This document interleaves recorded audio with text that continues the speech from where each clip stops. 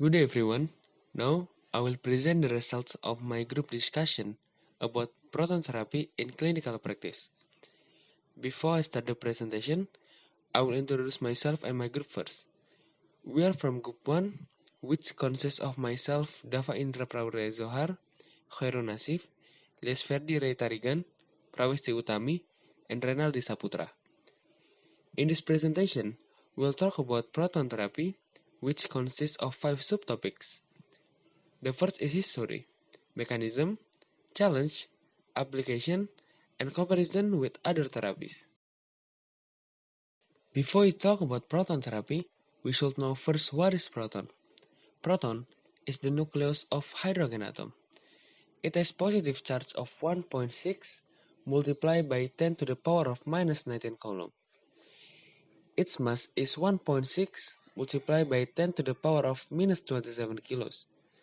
And it is the most stable particle in the universe with a half-life of more than 100 sextillion years. Now, what is proton therapy? Proton therapy, also known as proton beam therapy, is a typical radiation treatment done with the help of proton. This type of therapy is external radio beam therapy. Medical personnel use a particle accelerator to target the tumor with a proton beam. And next is the history of proton therapy. The idea of using protons in medical treatment was first suggested in 1946 by physicist Robert R. Wilson, PhD. The first attempts to use proton radiation to treat patients began in the 1950s, but applications were limited to few areas of the body. Specialized radiosurgical proton treatments commenced at the Harvard Cyclotron Laboratory since 1962. The research and development program at Harvard continued for more than 40 years. During the same period, physicists elsewhere were developing other key technologies. And now, we talk about the mechanism. How does proton therapy work? Protons have the ability to focus energy delivery to match the shape of the tumor, sending only low doses of radiation to the surrounding tissue. All protons of an energy have a certain penetration range. Very few protons penetrate that distance. Furthermore, the dose delivered to the tissue is maximized only during the last few millimeters of the particle range.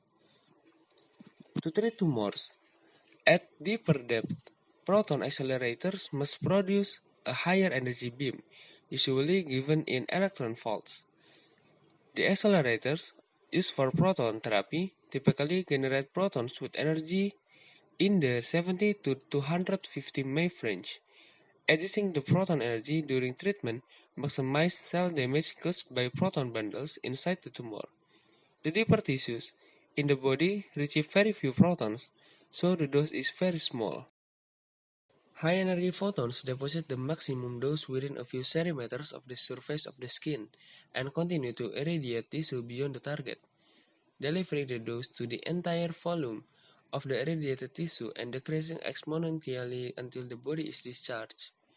For targets longer than 3 centimeters, each photon beam will deliver more proximal doses to the target. Protons enter the body and deliver a small and constant dose until near the end of the range.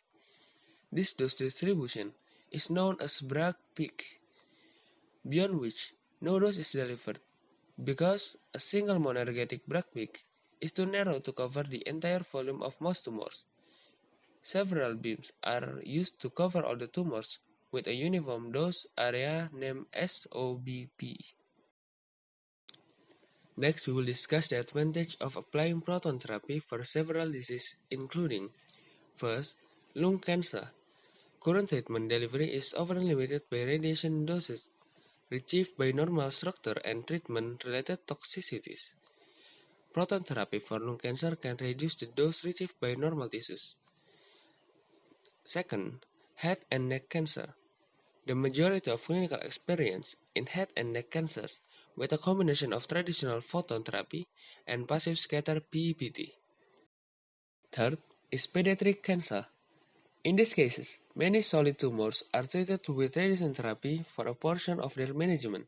However, radiation therapy causes a disproportionate share of the adverse late effects of the treatment.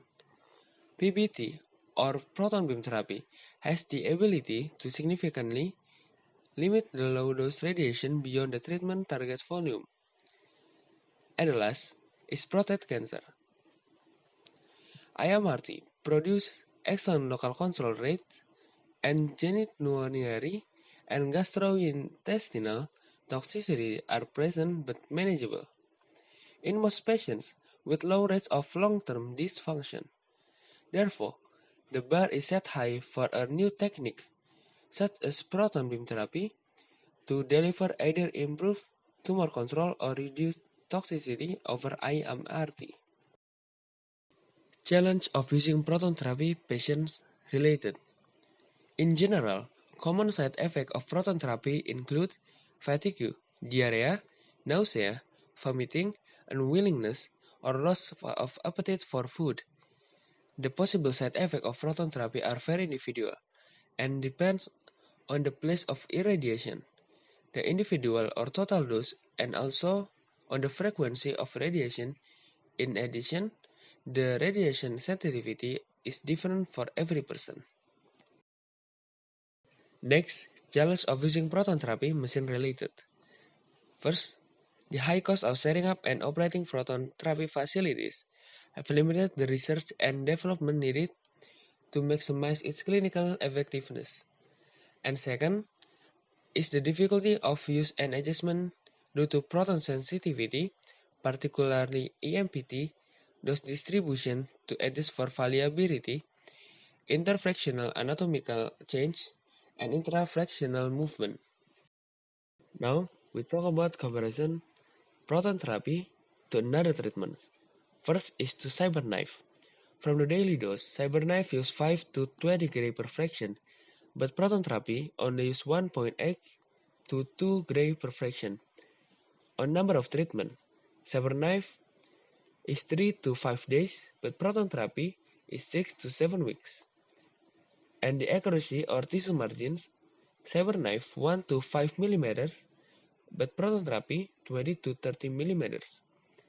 From number of radiation beams, CyberKnife use 100 to more than 200 beams, but proton therapy only use 2 to 3 beams.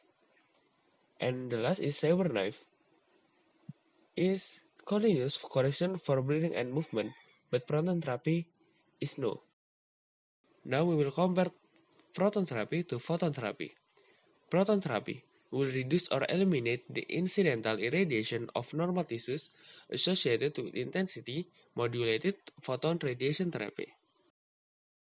Now, if we compare proton therapy to conventional radiation therapy like X-ray, the risk of damage to normal tissues is decreased, which in turn may permit dose escalation and increase probability of cure, since either a higher curative dose with the same side effect or the same curative dose with lower side effects can be achieved in some patients compared with conventional radiation therapy.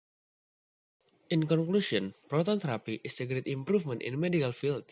Protons have the ability to focus energy delivery to match the shape of the tumor, sending only low doses of radiation to the surrounding tissue.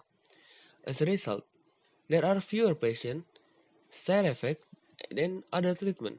However, there are some challenges we will be faced.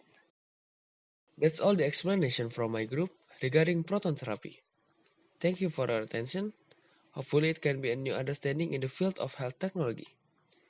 And that's all from me. Have a nice day and goodbye.